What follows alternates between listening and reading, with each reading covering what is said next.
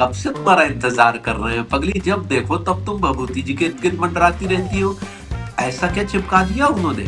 अरे नल्ला है ससुर, काम धंधा कछु करता नहीं है। इतना प्यार करते हैं कि तुम्हारे बिना शायद हम जी ना पाए।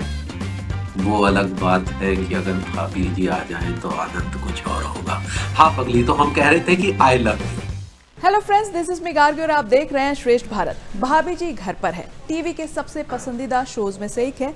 जिस तरह लोग शो की कहानी को पसंद करते हैं, वैसे ही इसके किरदारों को भी लोग बेहद पसंद करते हैं। अपने दिलों पर बसा रखा है उन्होंने। हर किरदार की अपनी एक तगड़ी फैन फॉलोइंग है और तिवारी जी उर्फ रोहिताश गौर भी उन्हीं में से एक है, लड्डू के भैया। तो चलिए शुरू करते हैं आज का खास कार्यक्रम और तिवारी जी उर्फ रोहिताश गौर से पूछते हैं कि कैसा है उनका ये सफ़र शुरू हुआ और कैसे उन्होंने इस सफ़र की शुरुआत के बाद कहीं और मुड़ के देखा ही नहीं। तो सबसे पहले तो रोहिताज सर, आपका बहुत बहुत स्वागत है श्रेष्ठ भारत पर। थैंक यू, धन्यवाद। अगर मैं आपसे आपके ही सीरियल के लैंग्वेज में पूछूं, कैसे हैं लड्डू के भैया? बहुत बढ़िया है, मस्त कट रही है। और आप भाभी जी घर पे हैं, जो एक्सपीरियंस आप हैं शेयर करना चाहेंगे हमारे साथ? मैं चाहूँगी कि शेयर करें आप, क्योंकि आप शुरू से ही इस सीरियल में हैं और लड्डू के भैया और फिर तिवारी जी, और मतलब आपको शायद ही कोई आपके असली नाम से जानता होगा। आप जी बिल्कुल सही कहा आपने। ये सफर जो है 2014 में शुरू हुआ था। इससे पहले मैं लापतागंज नाम का सीरियल कर रहा था, लेकिन अचानक से हमारे राइटर मनोज संतोषी जी के माध्यम से ये सीरियल मुझे मिला। और जिस सफर को मैं 3 महीने का समझ रहा था, आज वो सफर 10वें साल में प्रवेश कर गया। तो ये मेरे लिए एक बहुत बड़ी बात है। किसी भी एक्टर के जीवन में ये सफर एक बहुत लंबा सफर होता है। और जैसा कि इंडस्ट्री का नियम ही है कि जितना दिखता है उतना बिकता है, तो हम कुछ ज्यादा ही दिख लिए। तभी आपको आपके असली नाम से भी लोग नहीं जान पा रहे। अब तिवारी जी और लड्डू के भैया कह के बुलाते होंगे। अच्छा, आप जिस सोसाइटी में रहते हैं तो उस पे आपके असली नाम से आपको जानते हैं कि तिवारी जी और लड्डू के भैया कह के ही बुलाते हैं आपको? नहीं, ये बिल्कुल आपने सही कहा। बहुत सारे लोग तिवारी जी ही कहते हैं। मतलब अभी नायगांव में जिस घर में रहता हूँ, वहां पर इवन सोसाइटी के सारे मेंबर्स मुझे तिवारी जी कहते हैं।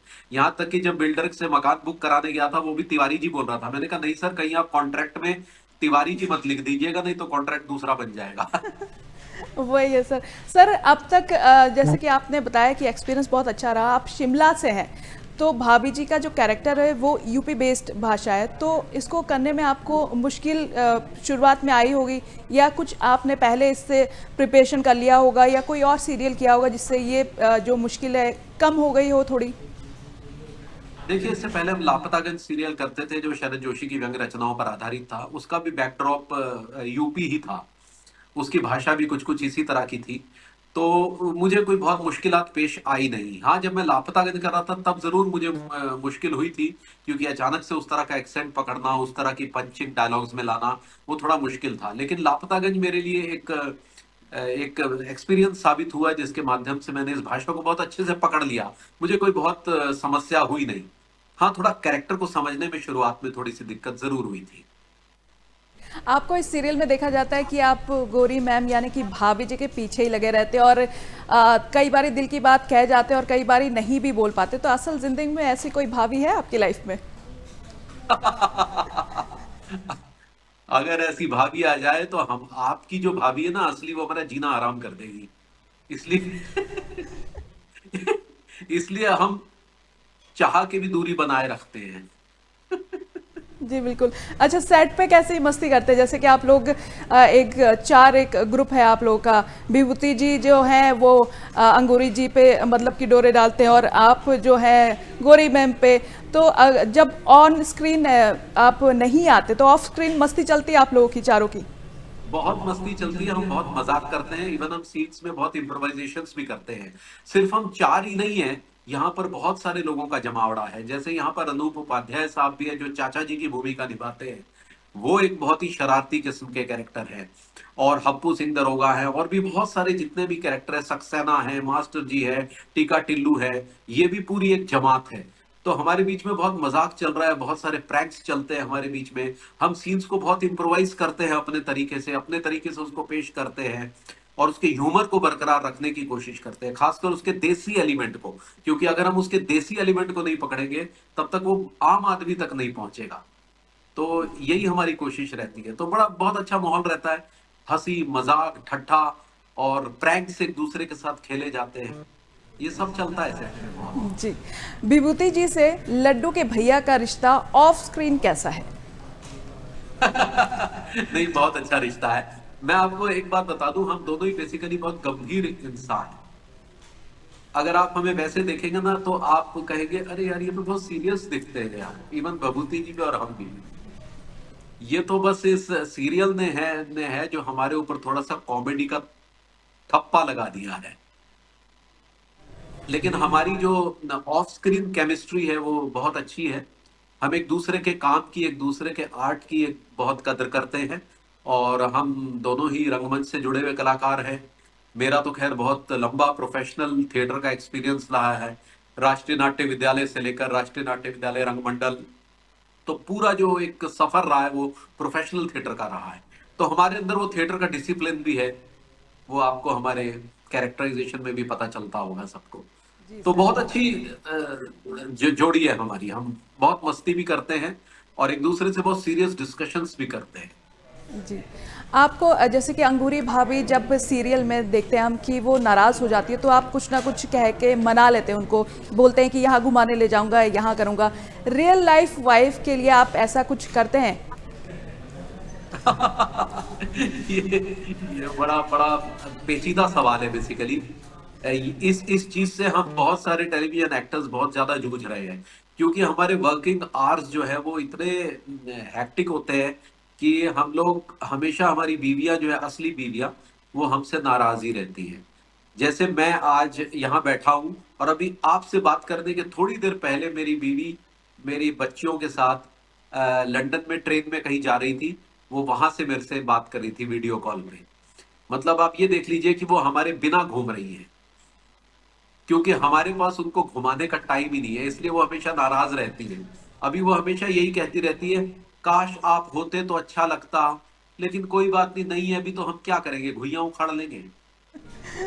वही सर, मेरा अगला सवाल इसी से रिलेटेड है। जैसे कि आपने बोला कि टाइम बिल्कुल नहीं मिलता और डेली सोप करने वालों के लिए खास ये मुश्किल रहती है, क्योंकि 14 आवर्स तक आप लोग काम करते हैं, उससे ज़्यादा भी करते हैं। तो कितना डेली सोप करना कितना मुश्किल लगता है अब आपको, अगर पूछूं मैं? देखिए, मुश्किल पहले ज्यादा लगा करता था, क्योंकि पहले वर्किंग आवर्स जो थे ना वो लिमिटेड नहीं थे। अब जो है 12 घंटे की शिफ्ट है तो 12 घंटे की ही शिफ्ट है। उस दौरान ऐसा नहीं होता था।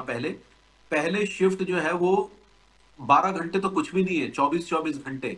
मैंने at a stretch 50 hours shoot किया है और उसके बाद मेरे को डॉक्टर ने कहा था कि सोलो नहीं तो ऊपर जाओ, क्योंकि नींद का कोई ऑल्टरनेटिव नहीं है। तो ऐसी ऐसी चीजें पहले हुआ करती थी, लेकिन अब बहुत आराम हो गया है। अब 12 घंटे की और हमारा तो कॉमेडी सीरियल है, हम सारा दिन मस्ती करते हैं और टाइम पर छूट जाते हैं। अभी हमारा पहले भी पैकअप हो जाता है, जैसा अभी मेरा एक सीन के बाद पैकअप है, मैं घर चला जाऊंगा। तो अभी बहुत आराम है, मस्ती है। जी, अच्छा, आपका इस सीरियल में कच्चे बनियान का बिजनेस है। अगर असल जिंदगी में ऐसा कुछ होता तो कैसे रिएक्ट करते आप? देखिए, मैं बेसिकली इस तरह का आदमी हूं कि जो काम सामने है उसको शिद्दत से कर लिया जाए। अगर मेरा कच्चा बनियान का बिजनेस मेरे रियल लाइफ में भी होता तो मैं इस तरह का आदमी हूं कि मैं हर काम को बड़ी शिद्दत से करता हूं। तो मैं उसको भी जो है सर आंखों पे बिठा के, आओ कच्चा बनियान मेरे सर पे बैठो और हम जो है मिलकर इसको और आगे बढ़ाएंगे। तो आप ये समझ लीजिए कि मैं भी कहीं ना कहीं तिवारी जी की तरह हूं। सर, हम स्क्रीन पे देखते हैं कि विभूति जी आपको ताना मारते हैं कच्चे बनियान के लिए और आप उनको ताना मारते हैं। तो ये नोकझोंक जो है जब ऑन स्क्रीन चलता है आपका, तो कोई मतलब ऐसा तो नहीं है कि हाय किसी ने दिल पे ले लिया, ऐसा तो कुछ नहीं है? नहीं। दिल पे बिल्कुल नहीं लेते, बल्कि उसको और भी ज्यादा उसमें तंज ऐड करने की कोशिश करते हैं, ताकि ऑडियंस को जो है वो और भी आनंद आए। तो दिल पर लेने की तो बात ही नहीं है, वो तो लिखा हुआ आता है, हम उसमें आनंद लेते हैं और इम्प्रोवाइज अपने तरीके से करते हैं। सर, शोले मूवी जो है आज भी उस मूवी के सारे कैरेक्टर सबको याद है। तो इसी तरह जो ये सीरियल है भाभी जी घर पर है, इसके जो कैरेक्टर्स हैं लोगों के ज़ुबान पर है। असली नाम तो शायद ही किसी का पता हो, लेकिन सबको विभूति जी, ये तिवारी जी हैं, लड्डू के भैया हैं, अंगूरी भाभी, गोरी मैम, ये सबके ज़ुबान पर चढ़ा हुआ है। तो कैसा लगता है आपको कि कास्टिंग कितनी अच्छी की है कास्टिंग डायरेक्टर ने? बेहतरीन कास्टिंग है, मैं सच कह रहा हूँ। इसमें पहले जो है स्थितियां बड़ी अलग थी, मेरी जगह कोई और एक्टर कर रहे थे, लेकिन मनोज संतोषी जो थे, वो जो राइटर हैं, वो कहीं ना कहीं मेरी फेवर में थे। और इसका पायलट एपिसोड भी हमारे बिना शूट हो गया था, लेकिन उसके बाद ये रीशूट हुआ, उसकी रिकास्टिंग हुई और चीजें बदली गई। गोरी मैम कोई और थी, फिर कोई और आई, अंगूरी कोई और थी, तो उसकी जगह शिल्पा शिंदे को लाए पहले साल में। तो ये सब जो है वो ताना बाना शशांक बली साहब का और मनोज संतोषी साहब का है बुना हुआ। रियली कास्टिंग बहुत ही परफेक्ट है, जिसकी वजह से ये सीरियल बहुत पसंद किया जा रहा है। ऐसा लगता है कि तमाम किरदार जो है वो इन्हीं चरित्रों के लिए बने हैं, चाहे वो डॉक्टर साहब ही क्यों ना हो, चाहे वो मास्टर साहब ही क्यों ना हो, बहुत छोटे छोटे किरदार भी ऐसा लगता है ये चरित्र इनके लिए बने। तो ये खूबसूरती जो है वो बेसिकली शशांक बली की और राइटर मनोज संतोषी साहब की है। जी सर, आप पूरे दिन तो शूट करते रहते हैं, लंबी लंबी लाइंस याद करना पड़ता है आपको, लेकिन आपसे एक रिक्वेस्ट है कि आप अपने इस चैनल के माध्यम से आप हमारे फैंस के लिए कुछ ऐसा कर दीजिए और लड्डू के भैया के स्टाइल में कुछ लाइंस अगर आप बोल दें। अरे पगली कहाँ गुम हो गई, कब से तुम्हारा इंतजार कर रहे हैं पगली, जब देखो तब तुम भभूति जी के इर्द गिर्द मंडराती रहती हो। ऐसा क्या चिपका दिया उन्होंने? अरे नल्ला है ससुर, काम धंधा कछु करता नहीं है, हमारा बस चले तो साले घुइयां खेत में भेज दे। अब से तुम कहीं नहीं जाओगी, जहां रहना यही रहो, समझी? आज से तुम्हारा खाना पीना उठना बैठना सब कमरे में होगा, बाहर नहीं निकलोगी, समझी? पगली कहेंगी। Thank you so much sir कि आपने सुनाया और फैंस तो बहुत ही खुश हो गए होंगे। लेकिन मैं आपसे ये जानना चाहूँगी, बीच में एक इंटरव्यू आया था कि आप शायद अगर ये सीरियल अगर छोड़ते हैं, इसके बाद आप टीवी पे नहीं दिखेंगे, ऐसा कुछ है क्या? देखिए, टीवी ने वैसे तो मुझे सब कुछ दिया है। हम जिस दौर में टीवी में आए थे उस समय या तो फिल्में थी या टीवी था, ये जो ओटीटी माध्यम है ये था ही नहीं। और जब हम आए थे तो टीवी उस समय बूम पे था। अगर आपने देखा होगा उस समय सास बहू सीरियल्स जो थे, क्या क्योंकि सास भी कई बहू थी, ये वो तमाम चीजें उस समय आ रही थी। बहुत सारे फिल्म के एक्टर्स टीवी में आ रहे थे, तो टीवी ही था। फिल्मों में हीरो ओरिएंटेड फिल्में थी, हीरो हीरोइन विलेन, तो कैरेक्टर रोल्स के लिए कोई स्थान था ही नहीं उस समय। तो हमें जो है उस समय टीवी में काम मिलना शुरू हो गया, और टीवी में क्योंकि हमें अच्छे किरदार मिलने शुरू हो गए तो हम टीवी से एक तरह से चिपक गए एक तरह से, और हमें निरंतर काम मिलता चला गया और हमें अच्छा अनुभव भी होने लगा, क्योंकि न केवल अच्छे किरदार बल्कि अच्छे पैसे भी मिलने शुरू हुए। लेकिन आज का दौर थोड़ा बदल गया है, आज अब धीरे धीरे एक अलग माध्यम खुला है, ओटीटी जिसको बोलते हैं।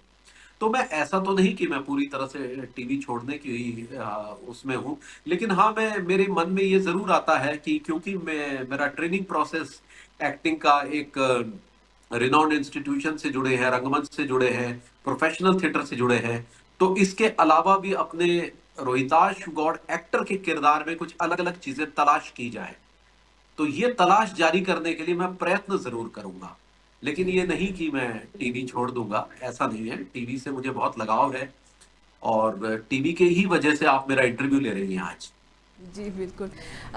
लड्डू के भैया को अगर हम ओटीटी में देखना जाए जल्द से जल्द, तो आपसे जानना चाहेंगे, आप डायरेक्ट तो नहीं बताएंगे, लेकिन क्या ओटीटी के लिए कुछ आपके पास प्रोजेक्ट्स हैं फिलहाल के लिए?